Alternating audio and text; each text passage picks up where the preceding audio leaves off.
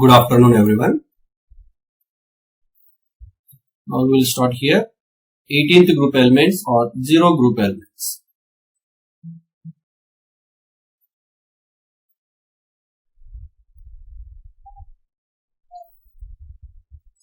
You can say 18th group elements are also called noble gases. So what are the 18th group or zero group elements? These are the one: helium, neon, argon, krypton, xenon,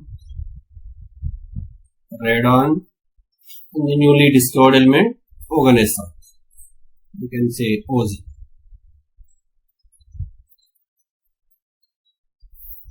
And their atomic numbers, according to the magic numbers, you can easily identify. Helium atomic number 2. Then if you add 8, you will get neon 10. If you add 8 more, you will get 18.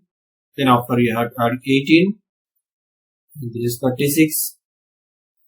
Again you add 18, you will get 54, xenon atomic number. Then you add 32, 86 is the radon atomic number, and oganesson 118. This is the last element of the periodic table. And their electronic configurations. The general electronic configuration of noble gases. General electronic configuration, that is NS2, NP6 electronic configuration. There is exception with the helium. Except helium. In case of helium, we have 1s2 configuration. No p orbitals in case of helium. So helium electronic configuration 1s2. The remaining neon, argon, krypton, xenon, radon, they can show NS2, NP6 general electronic configuration. So neon helium configuration, it is helium 2s2 2p6. Argon electronic configuration, neon 3s2 3p6. And the krypton,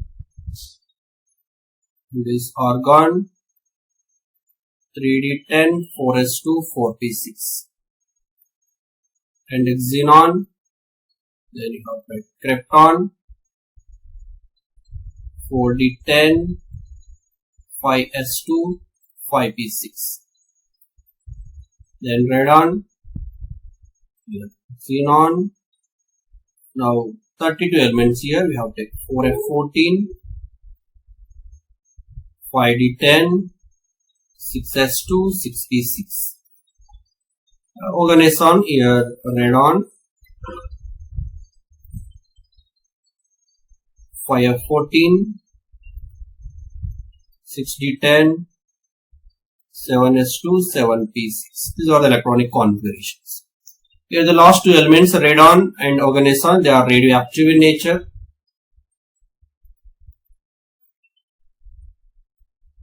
And helium, neon, argon, krypton, xenon. Mainly we will study the comparative study between helium, neon, argon, krypton, xenon. And helium, it is also called sometime, the other name is a Helios. Why? Because mainly it is found in the sun. You can call it Helios. And neon is called new element. Argon anyhow very less reactive, hence it is called lazy element. And krypton is called hidden element. And the xenon is a strange element. There are some other names of these group elements. And a zero group are noble gases. They have another names. All elements together we can call them as noble gases, aerogens, inert gases, rare gases. We have all names.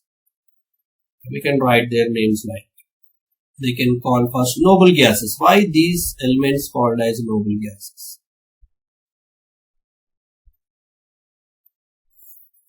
Because they are the properties are almost similar to the noble elements like gold and platinum. Hence these are called noble gases. Due to the analogy with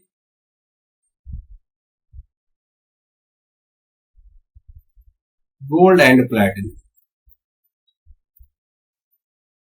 So gold and platinum, noble metals. Similarly, these elements, they are less reactive in nature and is called noble gases. And these zero group elements or 18th group elements also called halogens. Why they called halogens means mainly they present in atmospheric air. The most abundance in the atmospheric area present in air. All are gases. They are anyhow inert gases. We can call them as inert gases because they are less reactive towards any other chemical compounds due to its low reactivity.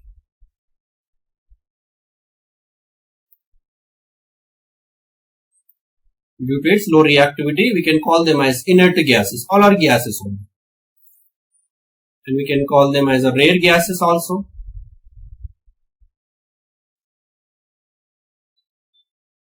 Anyhow, mostly they can observe in the air, but the abundance is very, very less if you compare to the other elements. That is why they are called rare gases. Very low abundance.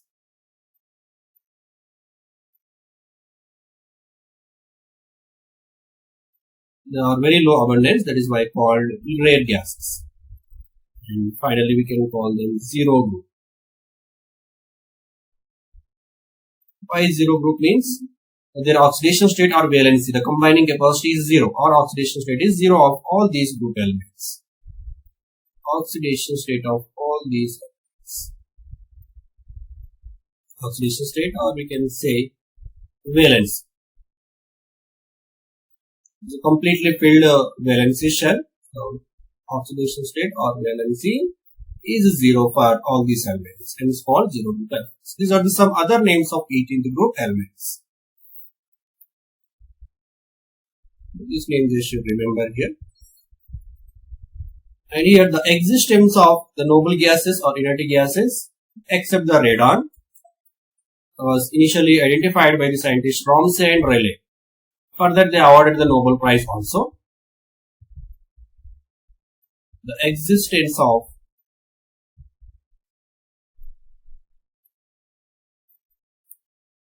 noble gases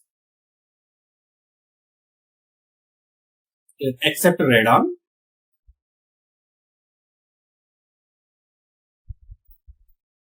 was identified by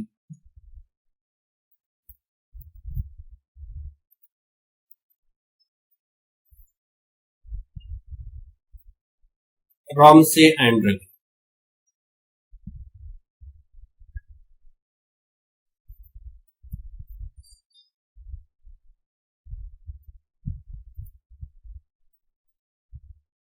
These two scientists' names you should remember, Ramsay and Rayleigh. And they awarded Nobel Prize also for the identification of these noble gases. Now we will see the properties, the general properties of all these noble gases one by one.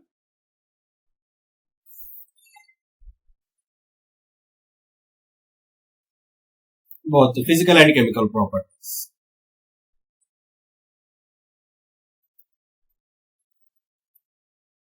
First of all, we'll go with the occurrence.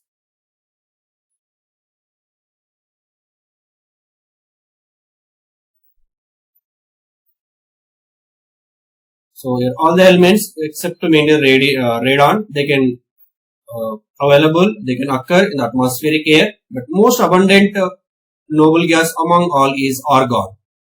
So argon is the most abundant, even though they are very less, almost compared to the other elements of 1% in the range. But in that, among the noble gases, argon is the most abundant. And then after we have the neon, helium, krypton and xenon. So they are by volume available in atmosphere.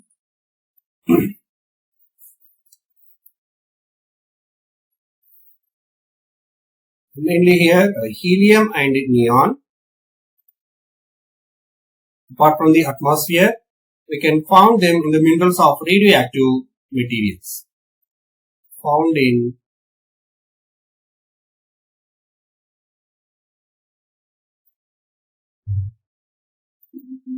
radioactive minerals,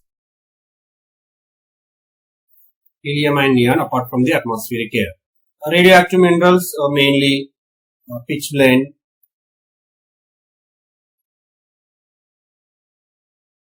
monazite,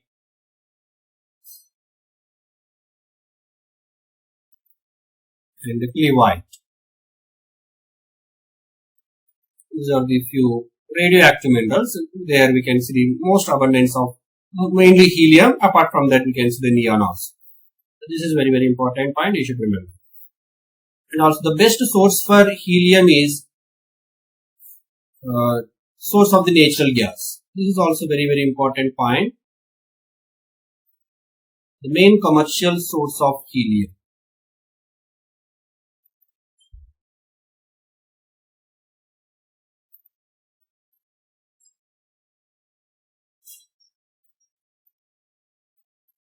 is natural gas. So in natural gas also we can see most amount of helium. So this is about helium abundance in the nature, mostly in the atmospheric air. Apart from that, some of the radioactive minerals like pitchblende, monazite, clevite, and the main commercial source is natural gas. And come to the radon case, radon can be available, it can be obtained by the product of radium. The radioactive decomposition of radium can give radon. Radium can undergo mass number 226, 88 on radioactive decay of, it can give the helium particle. The decay can produce helium particle. Apart from this, we'll get radon. And this is the source of radon. We can obtain the radon from radium through the radioactive decay. These are the few important points about the occurrence of these noble gases. Next, atomicity.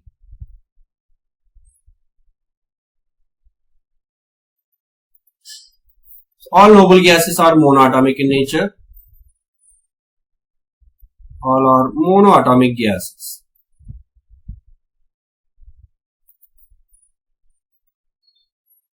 So for monoatomic gases, the specific heat ratio, this is very important. Specific heat ratio of monoatomic gases.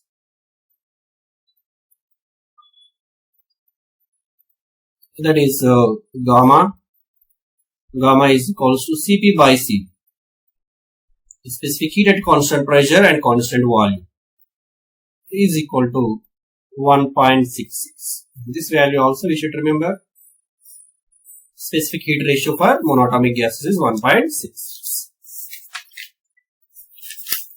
Next, the periodic trends, regular physical properties here, atomic radii, ionization energies, electronegative values, we will see one by one.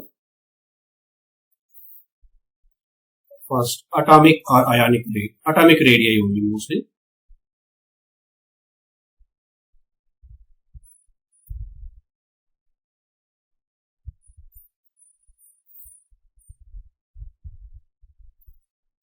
We know that atomic radii top to bottom increases for all group elements. Here, top to bottom increases. But one point we should keep in mind here, in case of noble gases, the atomic radii, van der Waals radii. There is no any kind of chemical bonding here. You have only van der Waals forces.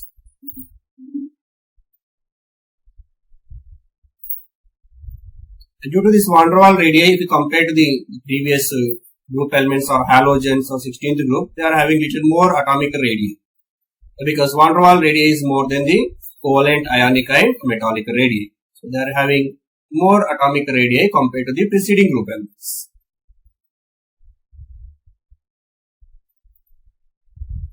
Second one, ionization energies.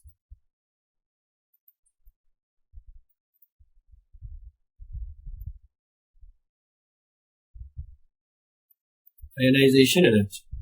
Ultimately, if atomic radii increases top to bottom, ionization energy decreases. So top to bottom, it decreases. Why? Because the nuclear force on the valency shell will decrease and it decreases. But compared to the preceding group elements and these noble gases, they are having high ionization energy values. Why? Because due to the completely or octet configuration, filled configuration, they are stable electronic configuration. They are having high ionization energy values. So even atomic radii values also higher compared to the preceding group elements, and ionization energy values also high compared to the preceding element.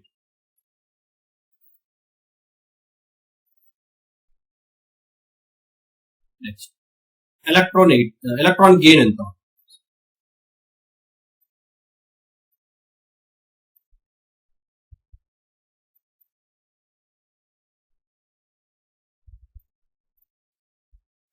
Electron gain enthalpy.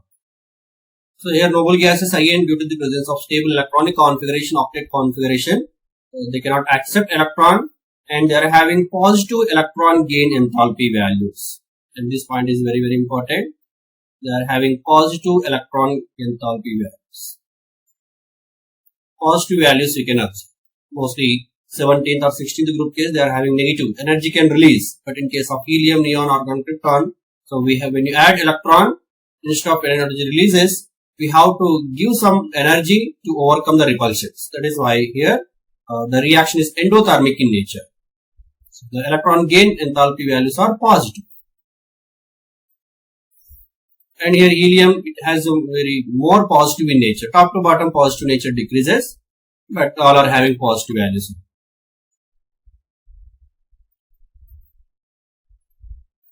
Next, melting and boiling points. Melting point and boiling. Top to bottom, size increases. As the size increases, the van der Waals forces increases, the dispersion forces. And to overcome those dispersion forces, we required high temperatures. So top to bottom, melting and boiling points increases. Top to bottom, melting and boiling points increases. So this we can explain based on the molecular weight or size. Top to bottom size increases, weight increases. So van der Waals forces increases, corresponding melting and boiling points increases. And one important point here. In case of anyhow, top to bottom melting boiling point decreases. If you see the helium is having very low melting and boiling points, and the boiling point of helium is 4.2 kelvins. Helium boiling point is 4.2 kelvins. So if you want to liquefy the helium, you have to decrease the temperature almost to the 2.2 kelvins. You can observe minus almost 271 Kelvin, 271 degrees Celsius. So at 2.2 kelvins, helium can be converted into the liquid.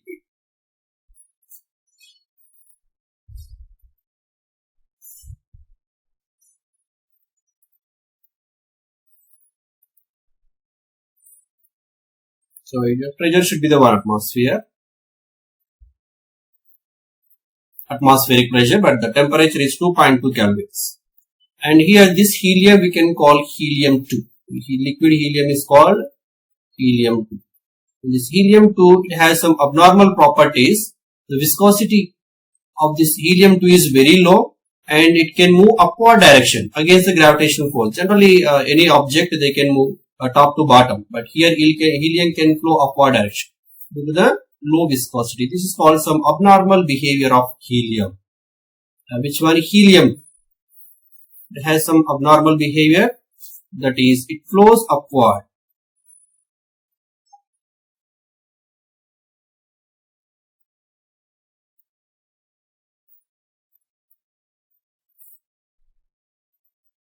Against gravity.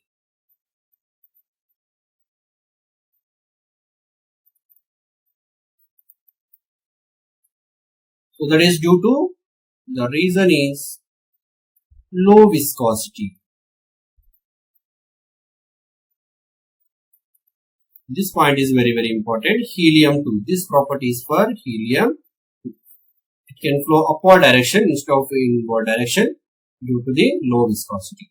So we can convert helium into the liquid state almost at 2.2 kelvins at 1 atmospheric pressure. So they are having that much low melting and boiling points. And another some abnormal property of helium is it can diffuse even through the some laboratory materials like glass, plastic materials also. It can diffuse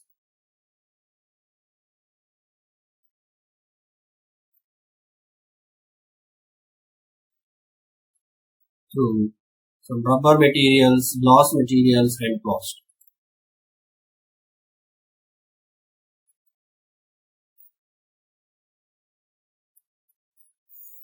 This point also you should know. These are the some abnormal properties of helium due to the less melting and boiling points.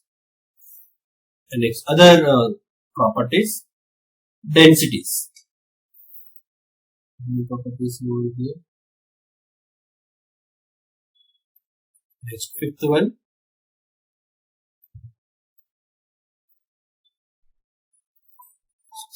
Density. Density generally depends on the molecular weight. Top to bottom molecular weight increases. So helium to xenon the density increases. Top to bottom density increases.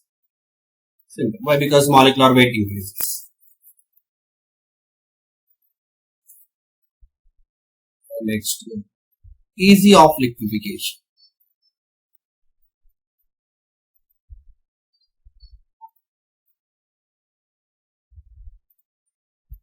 The easy of liquefaction depends on the critical temperature values. Here helium is having very less critical temperature value compared to the neon argon, but top to bottom the easy of liquefaction the process will increase. So we can easily liquefy the xenon compared to the helium.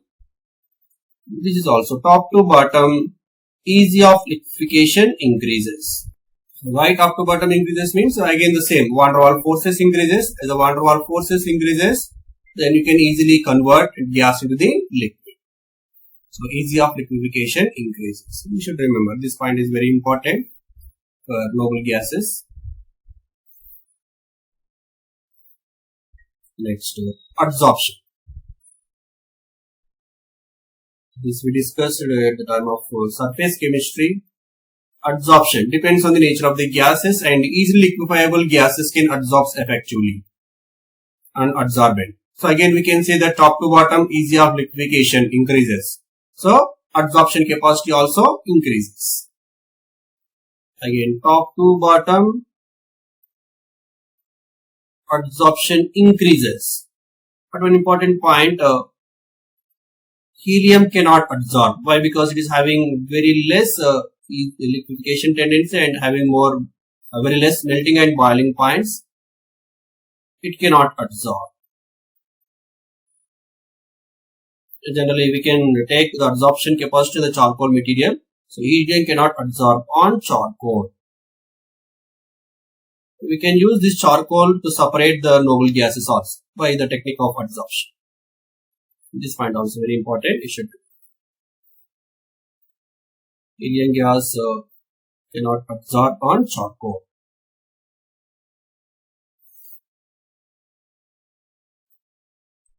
Next one, polarizability. Polarizability generally depends on the size of the atom. Top to bottom, as the size increases, ultimately its polarizability increases. This is also very important. Top to bottom polarizability increases.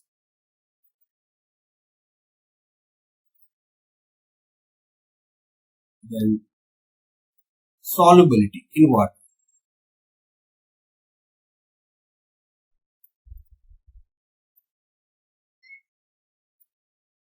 Same reason, top to bottom, if the polarizability increases, it has more attractions towards the water. But even though compared to other gases, very less soluble, very slightly soluble in nature. But within the group, top to bottom solubility increases due to the increasing in van der Waals forces. Same top to bottom solubility in water increases.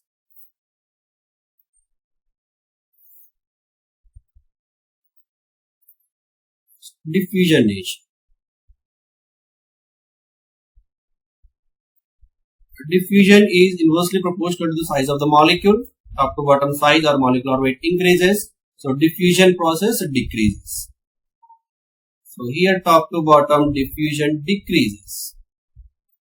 Which is solubility, polarizability, easy of liquefaction, absorption, all these properties are increasing, but diffusion property decreases. So all these physical properties are very important for noble gases. The trends, increasing or decreasing orders, we should keep in mind.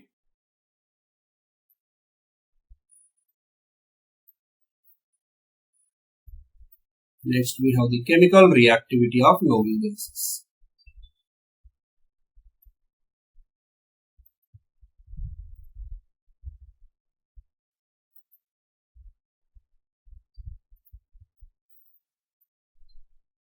You see the elements helium and neon.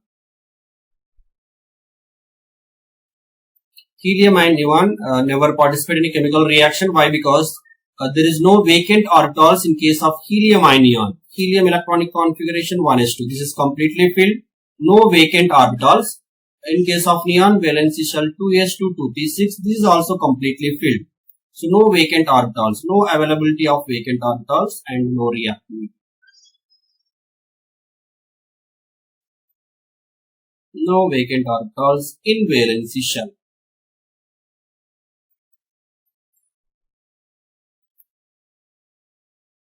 If you see argon. Argon configuration also fulfilled 3s2, 3p6. But it has vacant orbitals of 3d orbital is available for argon. So 3d10 empty orbitals. Due to this, it can show some chemical properties compared to helium and neon, little bit more reactive. But though we didn't so far we don't have any compounds with respect to the argon. So highly inert towards the chemical reactions, even the availability of vacant orbitals. The next come to the krypton and xenon.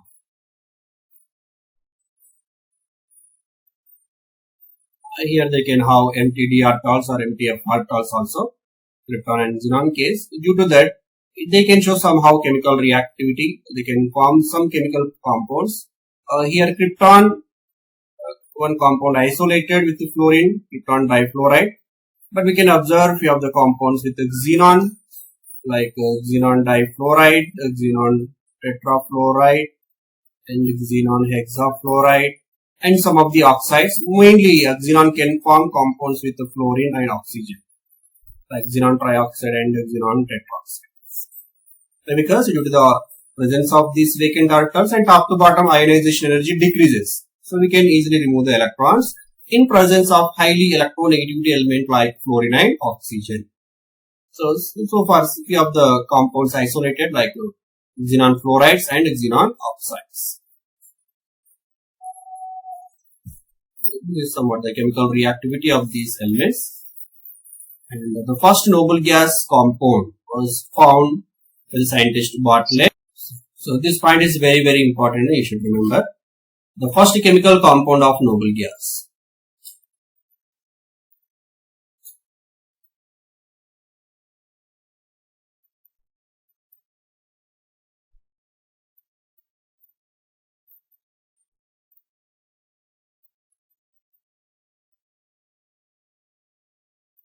Was reported by developed by the scientist Bartlett.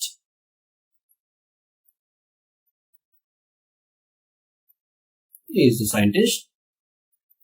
He prepared one xenon compound. That one is xenon hexafluoroplatinate. This compound he prepared. Xenon is a cation positive and this complex is a negative. And he prepared this compound based on the one compound oxygen hexafluoroplatinate. He's taken this compound and based on this compound he prepared this xenon compound. And this is where oxygen hexafluoroplatinate, this is a red color compound, and he prepared this red orange color crystalline. Red orange colored compound. So why he prepared this compound means here he observed that the close relation between the oxygen and xenon, and that is the close relation with respect to the ionization energy values. And the ionization energy of oxygen is almost 1165 kilojoule per mole. And similarly, he observed that xenon ionization energy values are almost close to that one, 1140 kilojoule per mole. So due to the having of similar ionization energy values, so he thought that why not xenon can form. So he has taken this compound, then just he modified this oxygen hexafluoroplatinate with xenon. Then he separated this compound. That is a red orange crystalline compound. This was the first reported noble gas compound by Bartlett. You should remember this. And this story also, how we prepared means that is due to the similar ionization energy values of oxygen and xenon. So it can show the almost similar properties to them. And later on some other xenon compounds isolated. There are xenon fluorides and xenon oxides. And about that we will discuss. There is the fluorides of xenon or xenon fluorides.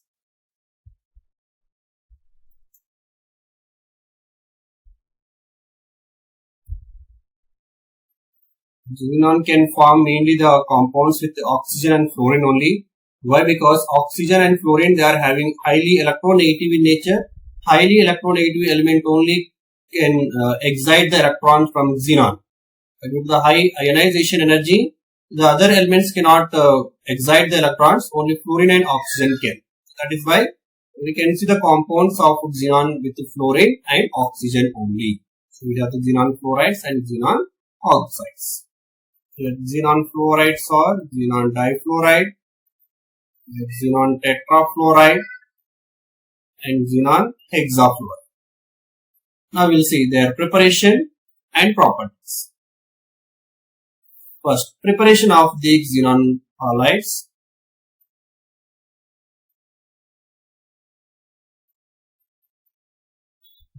We can prepare the xenon fluorides, the direct combination of xenon with halogen, that is the fluorine. We can combine directly xenon with the fluorine.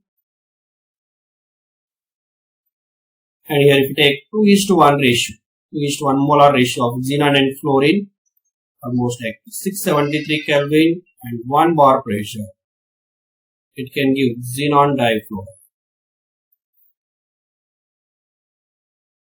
In xenon and fluorine, if you take 1:5 molar ratio, 2:1 ratio can give the xenon difluoride. If you take 1:5 molar ratio at a temperature of 873 Kelvin, again the pressure of 7 bars, we will get xenon tetrafluoride. Next, xenon with the fluorine at mole ratio 1:20. Again the temperature of 573 kelvins at a pressure of 60 to 70 bar. We will get xenon hexafluoride. So these are the preparation, the main preparations of xenon fluorides, and apart from this, some other preparation reactions. This ratio is very, very important. Take 2:1 ratio, 1:5 ratio and 1:20 ratio. What we'll get? For hexafluoride 1:20 and tetrafluoride 1:5, for difluoride 2:1. Similarly, other preparation methods. Xenon, if you treat directly with the fluorinating compound oxygen difluoride, it also can give xenon difluoride. Next, xenon can react with O2F2. It also can give xenon difluoride. These two are some other preparation methods for xenon difluoride. Similarly, xenon tetrafluoride. Xenon, if you treat with oxygen difluoride, you get xenon tetrafluoride.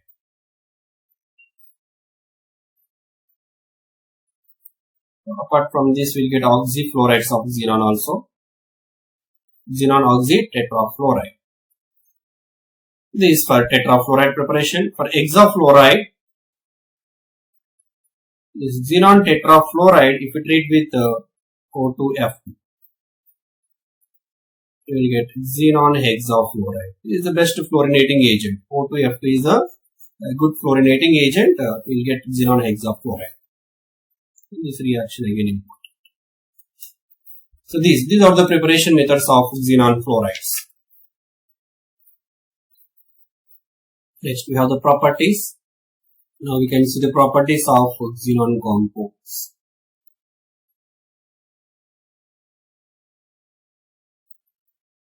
Again, physical and chemical properties. All xenon fluorides are white crystalline and sublimable solids. They are white crystalline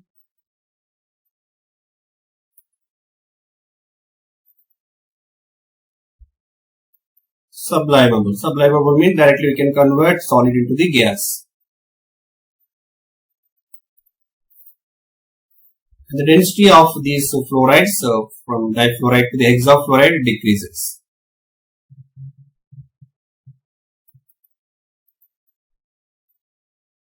Density order is.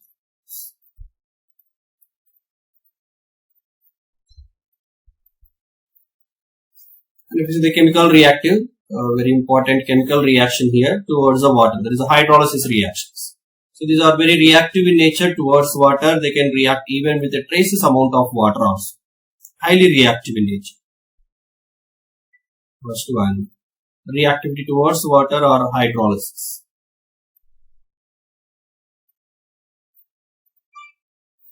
Hydrolysis of xenon fluoride. This is very, very important. At each and every point, what type of products will get the balancing reactions, everything we should remember. First one, xenon difluoride. Xenon difluoride on hydrolysis can give hydrogen fluoride plus xenon plus water. So here oxygen gas is liberated. So very important point. Sometimes they'll ask you here which halide or which fluoride and hydrolysis can produce oxygen. Means here xenon difluoride and hydrolysis can produce oxygen. And also this reaction is example for redox reaction. It is a redox reaction. Redox reaction means what? Where oxidation and reduction can take place simultaneously. And now we can see xenon here plus 2 oxidation state, here is 0. So plus 2 to 0 means what? Decreasing in oxidation state is a reduction process. And whereas oxygen, this is minus 2 to 0 oxidation state. Here oxygen oxidation state is increasing. That is oxidation process. So both can undergo oxidation reduction. This is overall redox reaction. First hydrolysis reaction of fluorine, and second one xenon tetrafluoride. Xenon tetrafluoride on hydrolysis can produce, take overall balanced equation here, 6 moles of xenon tetrafluoride on hydrolysis can produce xenon and xenon trioxide. We'll get one of the xenon compound here.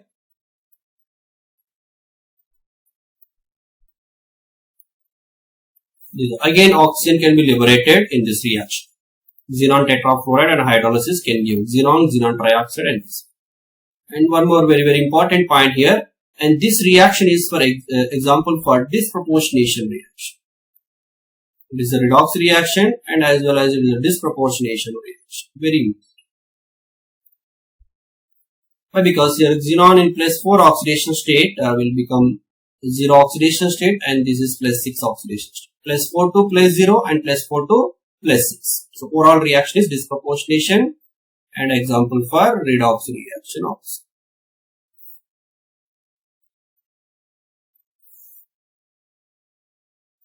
And the third one, xenon hexafluoride.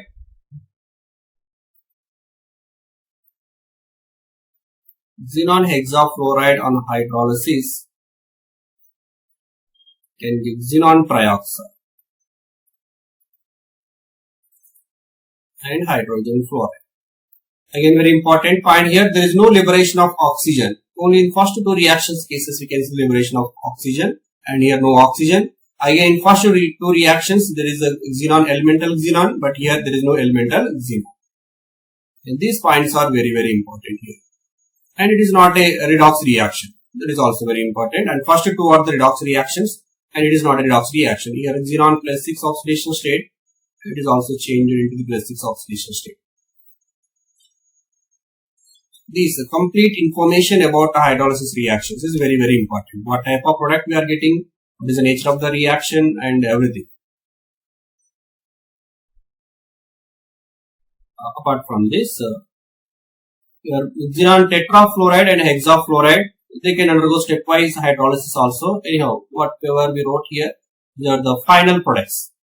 But if you take a partial amount of water, they can undergo partial hydrolysis also. That means stepwise hydrolysis. They can give the intermediate products. These intermediate products also sometimes important. Xenon tetrafluoride and hexafluoride. So both can undergo stepwise hydrolysis.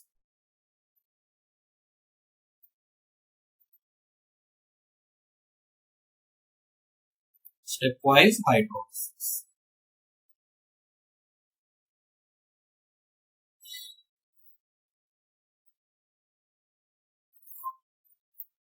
What is that? If like xenon tetrafluoride, for example, first if you do the hydrolysis, it will give on partial hydrolysis, it can give the intermediate product xenon oxidifluoride. And this further hydrolysis can give the final product xenon trioxide. Similarly, xenon hexafluoride, stepwise hydrolysis. First it will give xenon oxytetrafluoride. This on further hydrolysis can give xenon dioxidifluoride. And finally it can give the final product xenon trioxide. These are the stepwise hydrolysis of both xenon tetrafluoride and xenon hexafluorides. And apart from this, some other important reactions of xenon hexafluoride. Xenon hexafluoride can undergo hydrolysis in presence of strong alkali. It can give perxenate. Xenon hexafluoride. To treat with a strong alkali, strong base, OH minus. It will give intermediate product first HCO4 minus. Is HXeO4 minus. Further on hydrolysis, again the same in presence of strong alkali, it can give this HCO6 minus. This is called perxenate. And this is called xenate.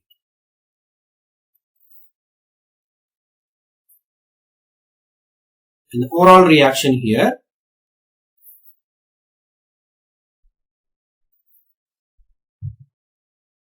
to HCF6, if you treat with 16 moles of strong alkali, you will get perxenate O6. This is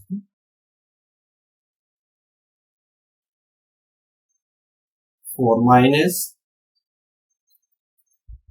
plus xenon 12F minus 8H2O plus oxygen. And this one also example for disproportionation reaction. Because here xenon oxidation state plus 6, but whereas perxenate, the oxidation state of xenon is plus 8, and here xenon oxidation state is 0. Example for disproportionation reaction.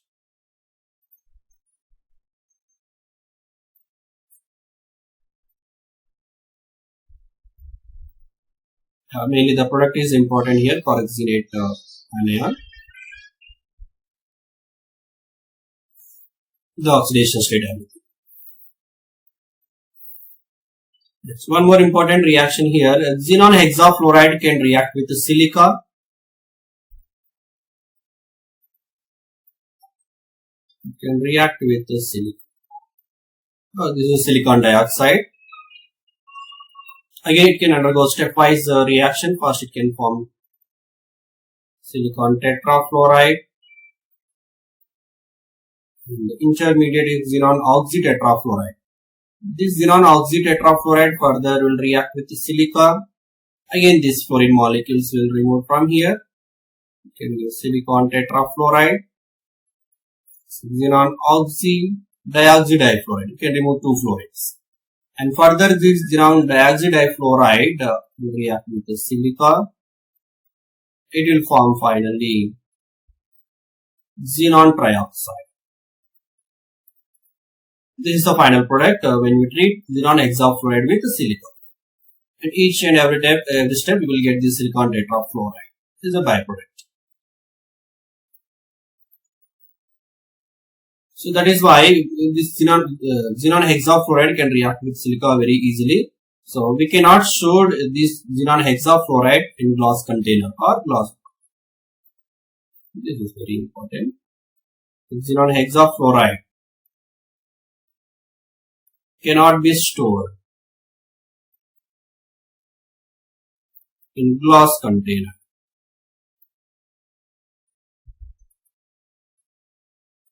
You cannot store in glass container. So these are the few hydrolysis reactions of xenon halides.